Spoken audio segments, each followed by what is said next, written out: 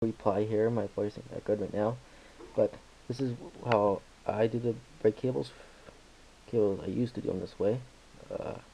Just take a aluminum heatsink from a computer, spray some WD-40 in it, melt your lead in there, make sure the cable's soaked in the flux, dip it in there, good to go.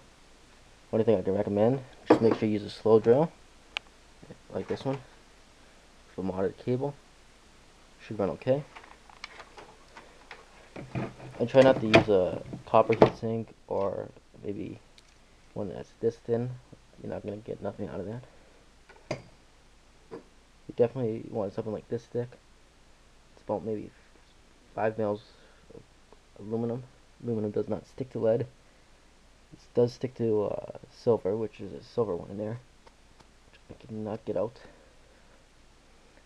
But definitely clean out the hole first with WD-40 and with pure lead solder, and it will never stick.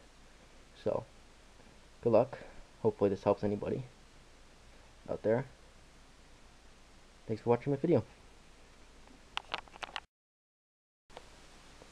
Anyway, this is just a little sample here. Sorry, I didn't show you that before. But yeah, see? Didn't totally melt this because it's silver and it took me like 20 minutes to get out of there. But if you have a cable going through this, it should be much easier to pull out than what I have to go through to get this out. But yeah, it's a nice little mold. It looks more cleaner than having burnt wood stuck to it. Like, I find this the most easiest way to do anything. So now, thanks for watching my video.